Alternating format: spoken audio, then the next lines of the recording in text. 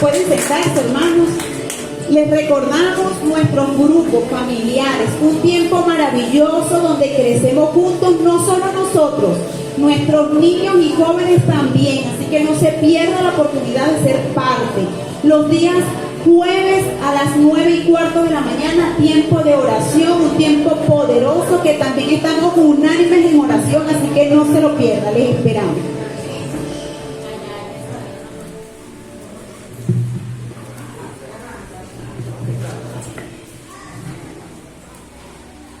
Dios le bendiga, hermanos, en esta mañana.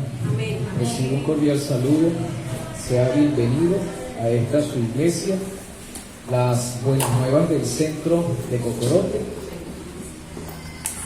Voy a pedir por un momento que usted pueda ponerse sobre sus pies, ¿verdad? Que usted pueda acercarse a algún hermano y pueda saludarle, pueda bendecirle, pueda indicarle qué bueno que estás acá. Siéntase bienvenido en medio nuestro.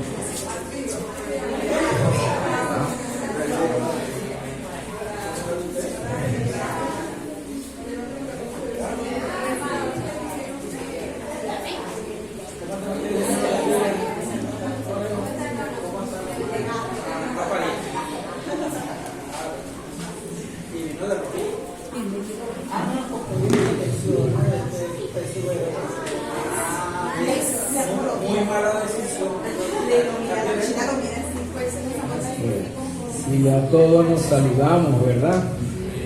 Sí, todos estamos ya en armonía y en familia.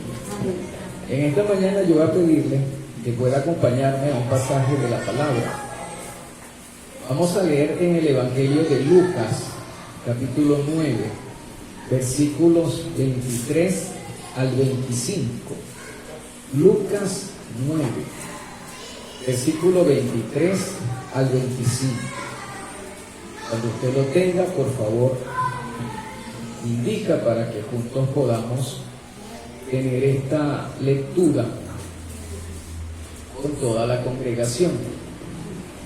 Y dice así la palabra del Señor con su bendición. Jesús les dijo a todos: si alguno quiere ser mi discípulo, debe negarse a sí mismo, tomar su cruz cada día y seguirme. Porque el que quiera salvar su vida, la perderá. Pero el que pierda la vida por causa mía, la salvará. Luego Jesús introduce la siguiente pregunta: ¿de qué sirve al hombre ganar el mundo entero si se pierde o destruye a sí mismo? Damos gracias al Señor por su palabra en esta mañana. Yo le voy a pedir que pueda cerrar sus ojos, ¿verdad?, un momento, y juntos podamos presentar este espacio, este segmento del servicio delante de la presencia del Señor. Amado Dios y Padre Celestial, le damos las gracias por su amor, por su misericordia. Padre, como dice el cántico, Señor, eres fiel y tu misericordia es eterna. Tenemos este momento, Señor, para alabarle. Tenemos este momento para glorificarle, para exaltarle, para bendecirle. Pero también tenemos este momento, Señor, para abrir nuestro corazón. Hoy, Señor, ayúdenos a ser intencionales en abrir nuestro corazón y que usted pueda ministrarnos, que usted pueda hablarnos por medio de su palabra y podamos entender, Señor, que usted nos está llamando. Nos está llamando a ser discípulos. Nos está llamando a negarnos a nosotros mismos. Aspectos, Señor, que nos incomoda cuando hacen referencia. Señor, usted en esta mañana nos está llamando a que debemos tomar su cruz para seguirle. Bíblicamente, si usted y yo queremos seguir al Señor, debemos negarnos y debemos tomar la cruz.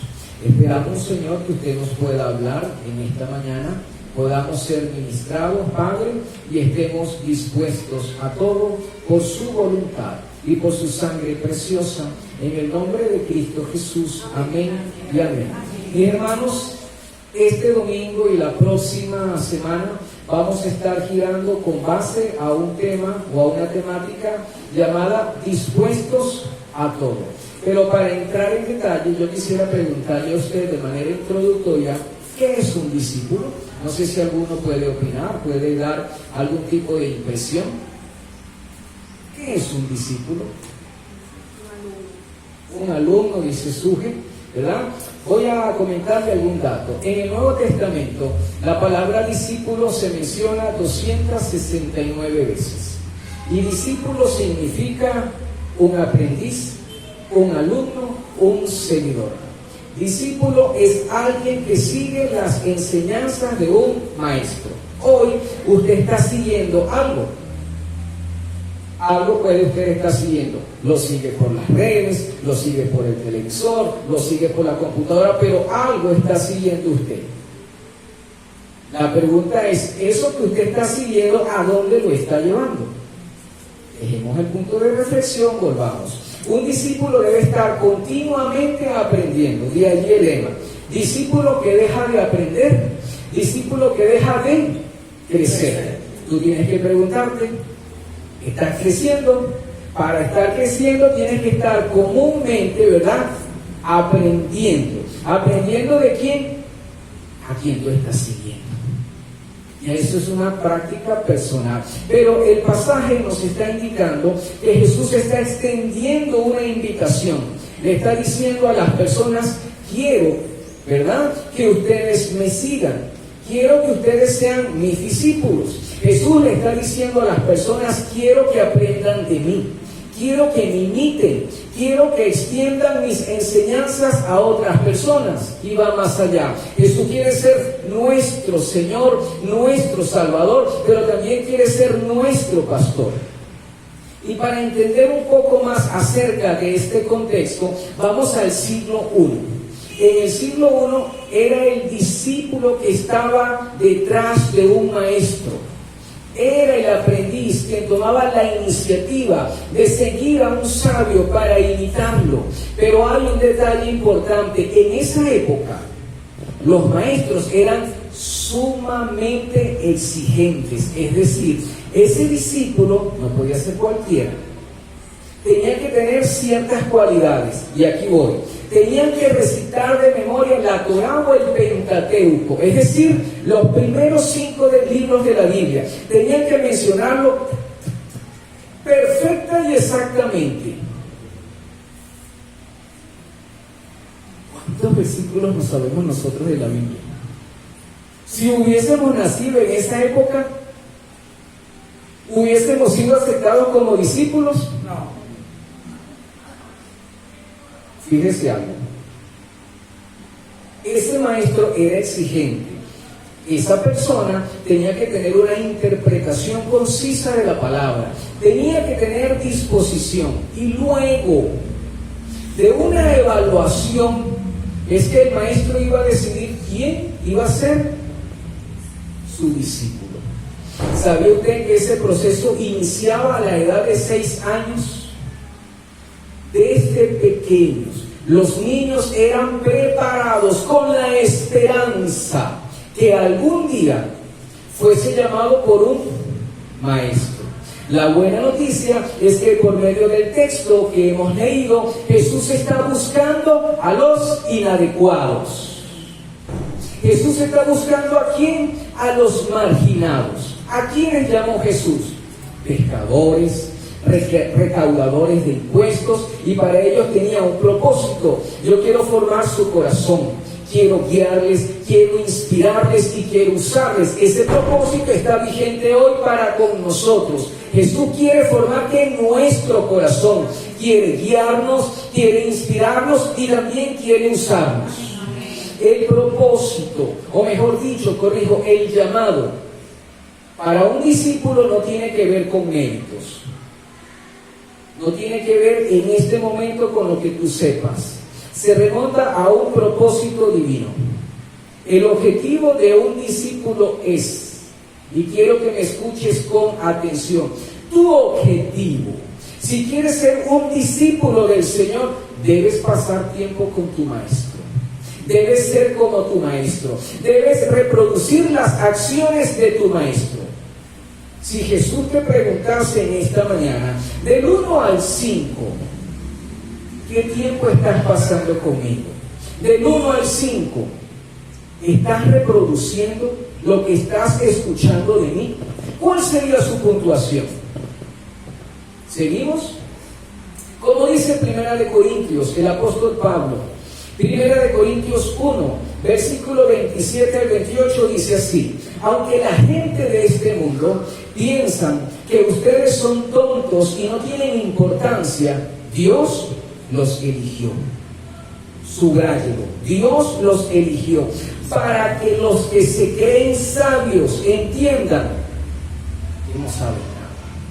Dios eligió a los que, desde el punto de vista humano, son débiles, despreciables y de poca importancia, para que los que se creen muy importantes se den cuenta que en realidad no son nada. Es fuerte esa palabra. Dios ha demostrado que en realidad esa gente no vale nada.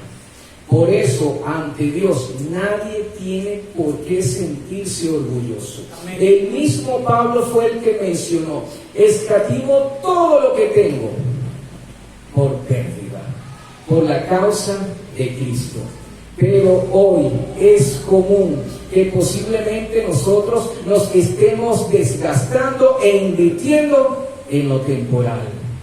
Y Mateo 24:35 te dice a ti: el cielo y la tierra pasarán, pero su palabra,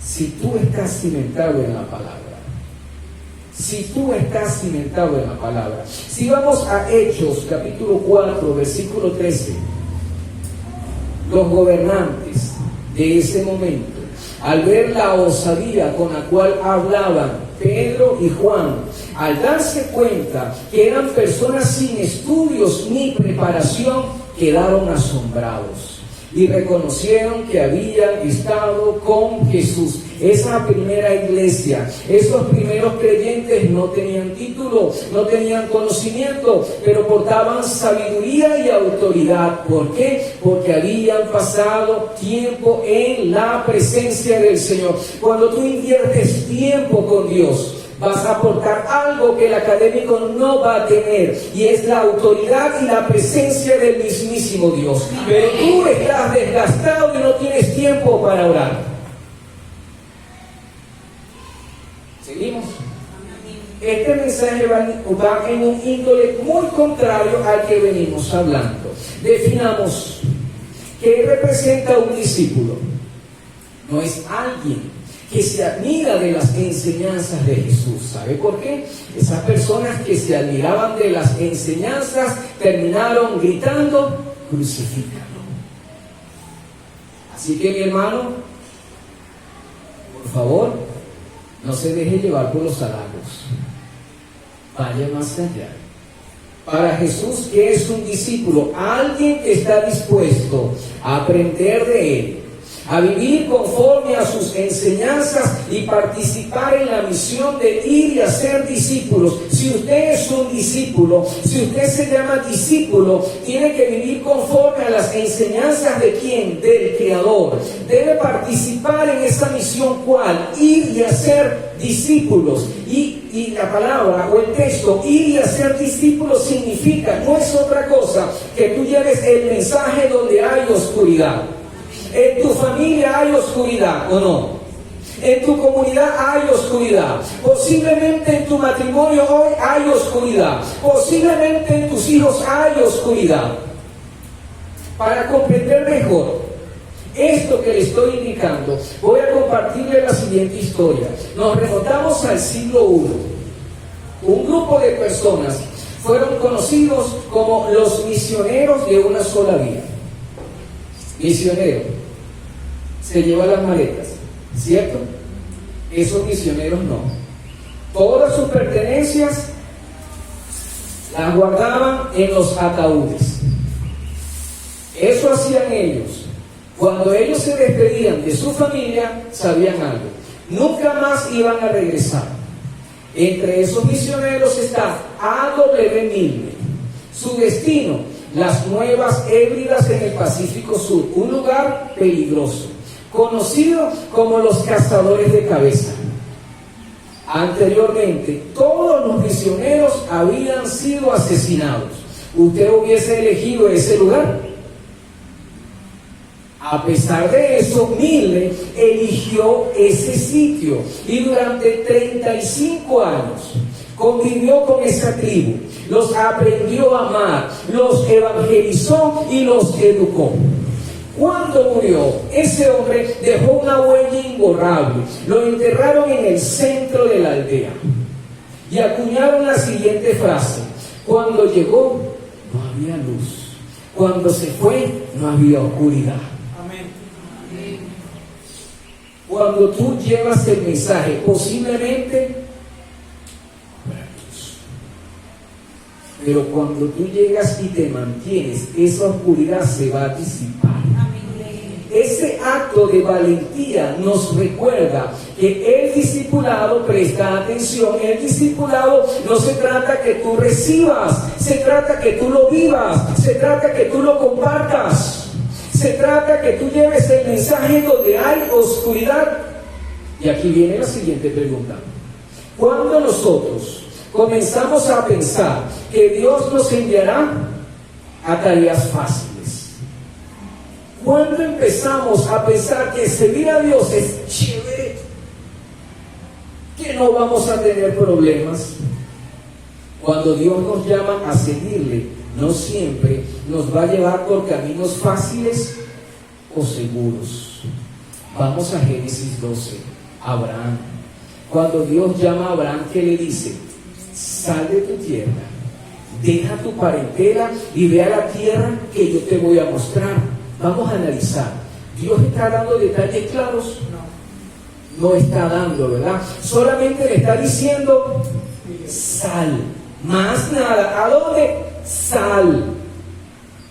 Ese fue el dictamen.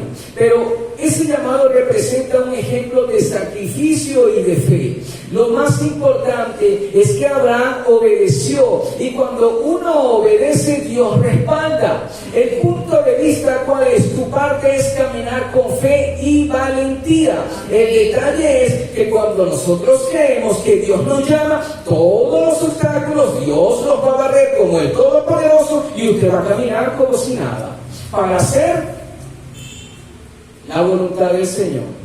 ¿Cuán grande nosotros estamos equivocados? Matrimonios que estamos acá, ¿qué expectativas teníamos nosotros antes del casamiento? ¿Qué expectativas tienes hoy? ¿Acaso Dios no ha labrado tu carácter? ¿Acaso Dios no te ha llegado y refinado un poquito? ¿Acaso lo que te costaba antes ahora tiene que llegar y usted hacer el esfuerzo? Pero vamos a desviarnos un momento del tema matrimonial y sigamos con las escrituras. Cuando Dios llama a Moisés, vamos a imaginar, Moisés llegó a pensar que ese faraón se iba a poner tan terco y le tendría que predicar tantas veces. Moisés sabía que el pueblo se iba a colocar tan reacio que quería retroceder. ¿Se imaginaría Moisés que iba a tener como barrera el Mar Rojo? No. Si Dios te diese el libreto completo, ¿qué dirías tú? No. Eso es mucho, Señor. Me estás pidiendo mucho. Pero el detalle es que cuando usted revisa Éxodo, en cada escenario adverso, Dios respaldó a Moisés. Vamos a otro ejemplo, Josué. Dios le está diciendo a Josué en medio del luto, en medio de la pérdida de Moisés, en medio de un dolor nacional. ¿Qué le está diciendo Dios a Josué? Esfuérzate y sé valiente. No temas y no desmayes. ¿Qué te quiero decir con esto? El llamado de Dios va a ser exigente a tu vida. Te va a sacar de la zona de confort, pero eso no lo terminamos de entender. Cuando se te da una asignación y no te gusta, ¿qué haces? Te quejas. Pero la Biblia te está diciendo, un discípulo tiene que aprender. Discípulo que deja de aprender, discípulo que deja de crecer. La Biblia es tan amplia que esas tres personas están en Hebreos capítulo 11. La Biblia nos introduce en escenarios o resultados inesperados. Hebreos 11:8. Por la fe, Abraham salió sin saber a dónde iba, pero se convirtió en hijo de Dios. Hebreos 11:26. Moisés consideró que era mejor sufrir la vergüenza que concentrarse en el deleite temporal. Y Dios lo usó como instrumento. Hebreos 11:30. ¿En qué cabeza cabe que una ciudad amurallada iba a ceder por 7 vueltas? ¿Eso lo hace quién? Pero ¿qué es lo importante en cada desafío? Que tú camines con obediencia. Jesús nos está hablando del discipulado y nos da una instrucción clara. Si alguien quiere seguirme, debe, eso no nos gusta, debes negarte, debes morir. Eso no nos gusta, mi hermano, pero tengo que ser responsable, porque no solamente podemos basarnos en promesas. Amén. Si alguien quiere ser mi discípulo, debe negarse. Vamos a detenernos en esa palabra, negarnos. Negarnos significa que tú y yo debemos desprendernos, que tú y yo debemos renunciar.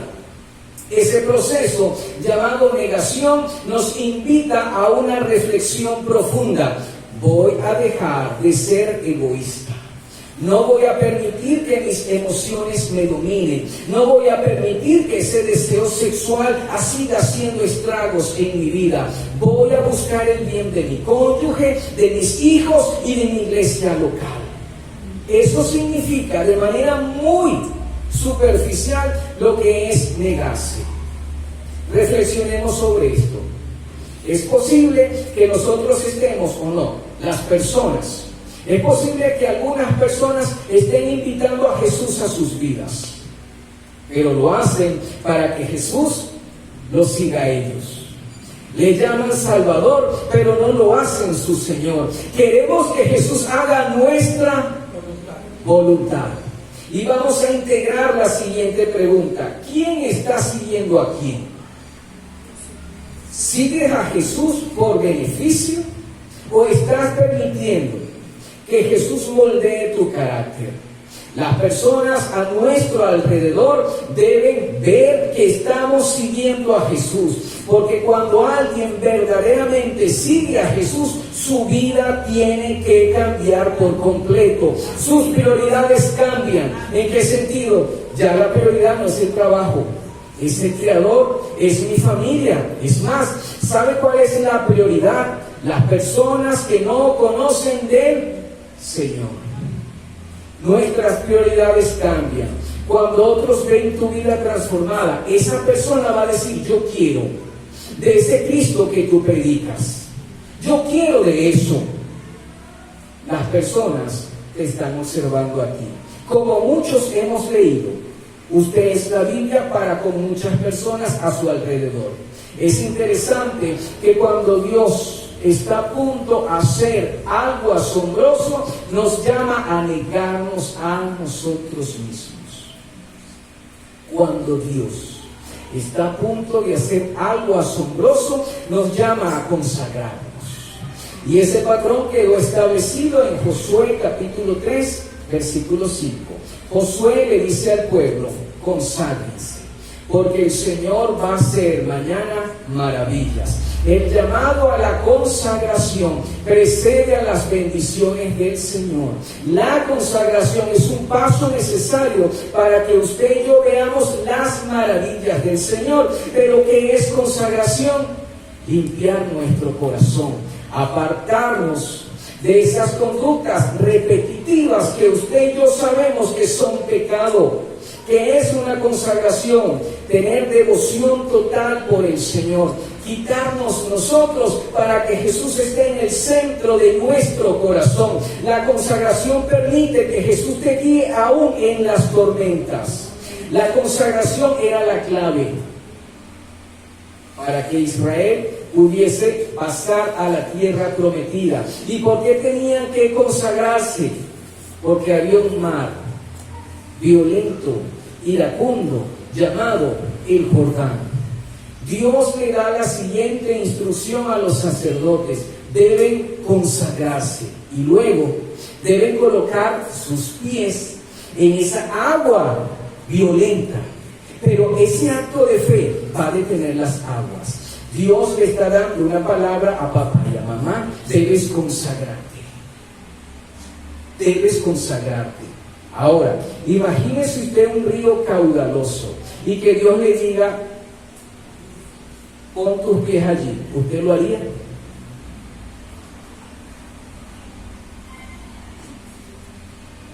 Váyase al tapón cuando era caudalado. Métase allí que el agua se va a detener. ¿Usted lo haría? Mi hermano, ¿cuántas veces Dios te ha hablado para sacarte de la zona de comodidad? Pero tú persistes en tu lógica. Sin consagración quedamos estáticos. Sin consagración nos llenamos de miedo, nos llenamos de duda. Podemos decir que tenemos fe, pero cuando se nos exige, no hacemos nada. Es una fe vacía. Es la consagración la que nos va a llevar de la incertidumbre a caminar con fe hacia las promesas que el Señor tiene para con nuestras vidas. Es la consagración la que nos va a sacar del letargo espiritual para experimentar esa vida plena que Dios ha ideado para con nuestras vidas. ¿Qué es el discipulado? Implica renunciar a nosotros mismos. ¿Qué es el discipulado? Implica renunciar a nosotros mismos para seguir a aquel que dijo: ¿acaso hay algo imposible para mí? La consagración es la puerta para partir de lo ordinario a lo extraordinario. Tienes que pagar un precio si quieres ver la gloria de Dios. Tienes que despojarte, tienes que negarte. Vamos a un punto. Si usted decide no consagrarse, porque tiene libre albedrío, no va a entrar en la dimensión de la fe, no va a entrar en la dimensión de la bendición. Pero si usted hoy asume la resolución: quiero consagrarme por usted, Señor, entonces esas aguas turbulentas que le impiden el paso serán aquietadas para que usted pueda avanzar hacia lo que Dios tiene preparado para usted. Amén. Lo increíble comienza ¿dónde? Lo increíble comienza con la consagración y termina con lo increíble. Mi hermano, usted y yo debemos mantenernos humildes, debemos mantenernos sedientos por Dios. Pero hoy, como punto práctico, si usted y yo no tenemos hambre de Dios, si usted y yo hoy no estamos sedientos por la presencia del Señor, quiere decir que estamos llenos de nosotros mismos. Hoy, si usted no tiene pasión, no tiene hambre de Dios, quiere decir que está muy lleno, muy saturado de usted mismo. Ese es el motivo por el cual el Espíritu Santo no le puede llenar. Ese es el motivo por el cual Dios le dice hoy: necesitas una desintoxicación de ti mismo para que puedas ser lleno del Espíritu Santo. Cuando usted llega y se vacía, cuando usted llega y muere al ego, entonces Dios empieza a obrar ¿dónde? Desde su corazón. Amén.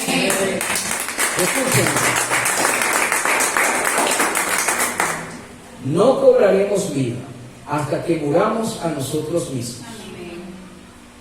Y hablo desde el sentido espiritual. No cobraremos vida hasta que muramos a nosotros mismos. Entienda, si Jesús no es el Señor de todo, Jesús no es el Señor de nada. Este es el momento. Tomas, y discúlpeme el atrevimiento, tomas la decisión. ¿Es ahora o nunca? Vamos al dilema. Vamos al dilema. ¿Quién quiere todo lo que Dios le ofrece? Amén. Todos queremos, ¿verdad, varón? Todos queremos. Todos queremos lo que Dios nos ofrece. ¿Cierto? Pero hay temor para renunciar a lo pasajero. Y aterrizamos. Y aterrizamos. Queremos todo lo bueno de Dios, pero hay temor para renunciar a lo pasajero. Hemos llegado a pensar de manera tan errónea: Señor, mis planes son mejores que los tuyos. La verdad es, queremos la paz, la bendición y el gozo del Señor, pero no estamos dispuestos a renunciar a esas actitudes egoístas. Y eso refleja nuestra tendencia humana. Señor, quiero tu bendición, pero no hago ningún cambio significativo. Y voy a 4 ejemplos. El primero: queremos la paz que solo Dios puede darnos, pero los pensamientos de ira y amargura nos dominan.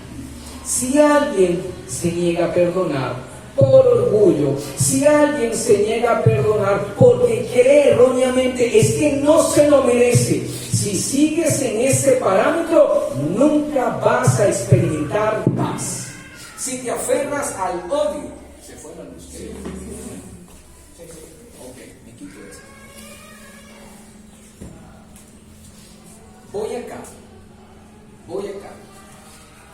Si usted y yo nos aferramos al odio, vamos a terminar envenenados. Si usted y yo queremos paz, debemos soltar y renunciar la ofensa. Eso que es que no se lo merece, pasa en la paz. ¿Quieres paz? Haz algo. Deseamos experimentar el gozo del Señor, ¿sí o sí? Amén. Claro que lo queremos. Queremos experimentar el gozo del Señor, pero seguimos buscando la alegría en lo temporal. Nos cuesta renunciar a aquello que nos aleja del Señor. Nos afanamos tanto por el dinero y el verdadero gozo inicia cuando colocamos al Señor en nuestro corazón. Queremos la bendición material que Dios promete, pero no estamos dispuestos a dar. No honramos a papá y a mamá, incluso ya tenemos nuestros argumentos. Señores, que la situación está muy difícil. Queremos la bendición material del Señor, pero no estamos dispuestos a dar de nuestros diezmos y de nuestras ofrendas. Y estamos violentando la pauta. Mejor es dar que recibir. ¿Cuándo viene la bendición? Cuando tú des, mi hermano. ¿Cuándo viene la bendición? Cuando tú des. Pero nosotros, bajo un sistema, estamos acostumbrados a que nos den. El sistema nos está haciendo daño.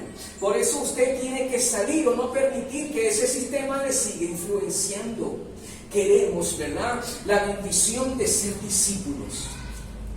Pero ¿cuántos acá huimos al compromiso y al servicio? Queremos experimentar transformación. Señor, cámbiame, pero no hay tiempo para intimar con el Señor. Nos cuesta salir de la zona de comodidad. Hemos hablado de 4 aspectos. Estamos anhelando paz, estamos anhelando gozo, estamos anhelando bendición material. Queremos que Dios nos transforme, y en esos 4 aspectos interviene un elemento: la consagración. El Salmo 84:11 lo dice así, lo expresa perfectamente. El Señor es sol y escudo. Dios nos concede honor y gloria. El Señor no niega sus bondades a aquellos que se conducen en integridad. Cuando tú te niegas por el Señor, resulta que el Señor te va a dar bendición, porque Él no se va a negar para bendecirte. Amén. No sé si tú lo estás entendiendo. A medida que tú te niegas, Dios no te va a negar su bendición. Amén. Amén. Hay un proceso implícito. aquí hay un aspecto. Si usted no se aferra a Dios, Dios no se va a aferrar a usted. Hay dos premisas. Si Jesús no es el Señor de todo, Jesús no es el Señor de nada. Segundo, si usted no se aferra a Dios, Dios no se va a aferrar a usted. Y con esto voy culminando. Citamos al joven rico. Lo tenía todo lo que nosotros queremos, dinero. ¿Verdad que sí? ¿A quién no le gusta el dinero? A mí me gusta el dinero, y bastante. ¿A usted no le gusta? Claro, a todos. ¿A quién no? ¿A quién le amarga lo dulce, mi hermano? A todos nos encanta el dinero. Es más, nos sentimos tan seguros cuando tenemos dinero. Nos sentimos tan confiados. Nos cambia el semblante, me vuelvo sarcástico y nos volvemos sonrientes, ¿verdad? ¿Y cómo está? En victoria, mi hermano, estamos en fe. Pero basta con que Dios te toque ese ídolo. Basta. Nos desarmamos, mi hermano. Nos desarmamos. Pero este joven tenía mucho dinero. Y el texto dice que este hermano cumplía con todos los mandamientos. Pero Jesús va más allá. ¿Sabes que cuando Jesús va más allá contigo, tú te molestas? Y dices, ese pastor, y esa actividad, y esa oración, y esa lectura, y tú te molestas. Pero Jesús fue a la yugular y le dice a ese joven, si quieres ser perfecto, vende todo lo que tienes, dáselo a los pobres y ven, pero tendrás tesoro ¿dónde? En el cielo. Ese joven no estuvo dispuesto a jugársela por el Señor. Lo que Jesús le estaba pidiendo que renunciara era nada a lo que el Señor le iba a entregar. ¿Estás entendiendo? A veces Jesús nos exige. Vamos a 3 ejemplos rapidito. ¿Qué precio le pondrías a caminar sobre las aguas? ¿Qué precio le pondrías que por las sombras de Pedro y Juan un paralítico se sanara? ¿Qué precio le pondrías al sacrificio que hizo Jesucristo por ti y por mí en la cruz del Calvario? En algún momento de esta semana, el Espíritu Santo te va a desafiar para que tomes una decisión. Es más, ya la viene haciendo. Y tú estás tomando un escudo para evadir las invitaciones que el Señor te viene haciendo. La pregunta es, ¿podrás con el Señor? ¿Has meditado en lo que dice el salmista? Señor, si me voy allá a los cielos, a las nubes, allá estarás. Si me voy a lo profundo, allá estarás. Te pregunto, ¿hasta cuándo seguirás huyendo del llamado que Dios te viene haciendo? Va a llegar un momento que vas a estar acorralado. Voy a 4 ejemplos. El primero, Abraham llevó al altar lo más preciado, a su hijo. ¿Y qué experimentó? Provisión. Abraham llevó al altar lo más preciado, su hijo, y experimentó provisión. Tuvo un encuentro con el Dios Shaddai, con el Todopoderoso, con Jehová Jireh, Jehová quien provee. Moisés renunció al deleite pasajero. ¿Y en qué se convirtió? En un canal de liberación. Cuando tú te consagras, te conviertes en un canal de bendición y de liberación para tu familia. Ruth la Moabita dejó todo por seguir al Señor. ¿Qué ganó? Fue insertada en la línea, en el linaje de nuestro Señor Jesucristo. La viuda de Sarepta Dios lo único que tenía al profeta llamado Elías y que experimentó ella en el tiempo de escasez, quiero escucharles, provisiones. ¿Qué le quiero decir con esto? Tú tienes que traer algo al altar hoy. A algo tienes que morir. Posiblemente tendrás que entregar a tus hijos. Posiblemente tendrás que entregar algún sueño. Posiblemente tendrás que entregar algún tipo de emprendimiento. El punto es que cuando tú le entregas algo al Señor, el Señor va a bendecir. Amén. Él te va a retribuir. Entonces vamos a este punto.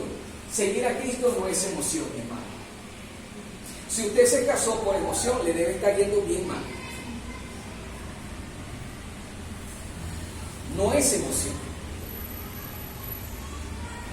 Seguir a Cristo no es emoción.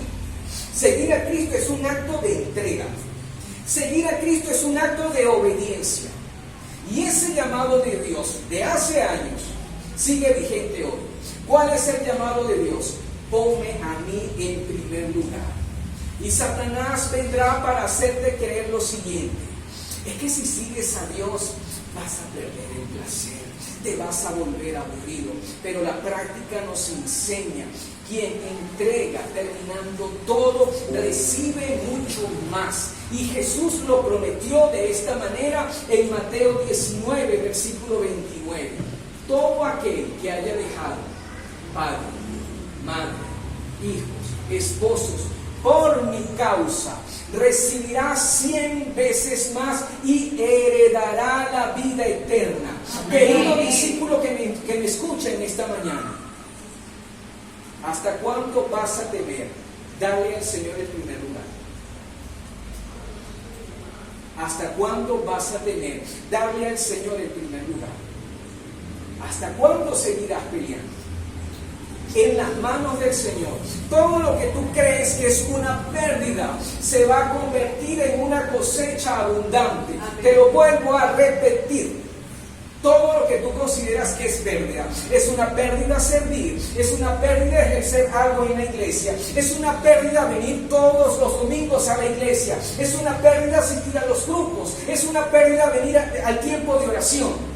Jesús te está diciendo por la palabra que lo que tú consideras pérdida se va a convertir en una abundante cosecha. La pregunta para ti es: ¿qué semilla estás sembrando? ¿Estás sembrando la semilla del compromiso? ¿Estás sembrando la semilla de la disposición? ¿O estás sembrando la semilla de la comodidad? Este es el tiempo, amada iglesia, de confiar, de obedecer y caminar con fe. En esta mañana Dios te invita a asumir un llamado. Si lo asumes, verás cómo tu vida empieza a ser transformada. Cuando tú sigues a Cristo, vas a estar dispuesto a todo. Yo le pido por un momento que usted se ponga de pie. Vamos a orar. Vamos a presentar este espacio delante del Señor. El mensaje ha sido claro, mi hermano. El mensaje ha sido claro. Y en esta mañana,